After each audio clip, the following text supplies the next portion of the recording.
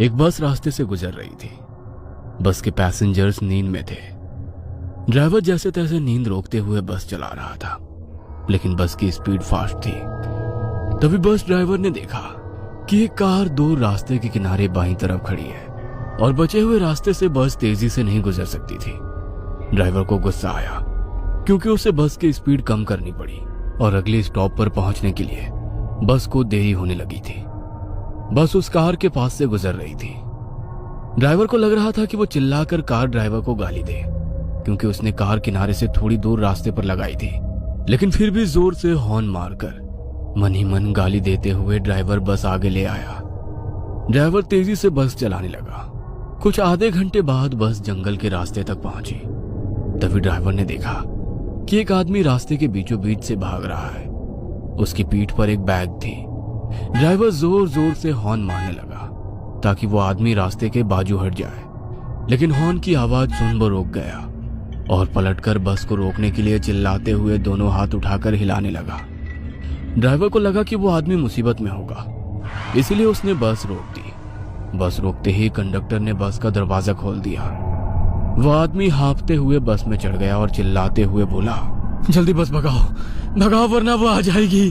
बस रुकने के कारण और उस आदमी के चिल्लाने के कारण पैसेंजर्स नींद से जाग गए। ड्राइवर उस आदमी की तरफ मुड़कर देख रहा था। तभी वो आदमी फिर से चिल्लाया, अरे भगाओ वरना वो सब लोगों को मार डालेगी।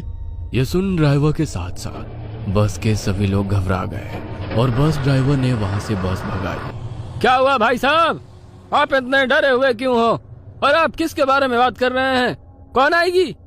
उस आदमी ने अपनी पीठ से बैग निकालकर नीचे उसके पैर के पास रखी और कंडक्टर के बगल में बैठ गया। वह पसीने से लथपथ हो गया था। उसका शर्ट फटा हुआ था और उसके शरीर पर कुछ जख्म भी थे जिसमें से खून बह रहा था। पैसेंजर्स उसे घूर रहे थे।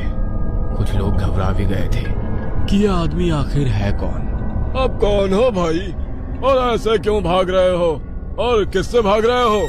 वैसे उस आदमी ने बताना शुरू कर दिया, मैं सत्या हूँ। मैं पीछे वाले कलहरी गांव के रेलवे स्टेशन पर चौकीदार का काम करता हूँ। मेरा कुछ 5-6 दिन पहले कलहरी रेलवे स्टेशन पर ड्यूटी लगा था।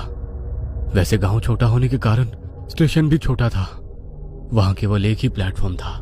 वहां के लोग रेलवे का कुछ बहुत कम ही इस्तेमाल करते थे, क्योंकि एक ट्रेन रात में 2 बजे आती है जो सीधे सोलापुर से होकर कन्याकुमारी की तरफ जाती है, और फिर वही ट्रेन दूसरे दिन सुबह 4 बजे वापस मुंबई की तरफ जाती है। दिन में बस 10-12 और कभी कभी तो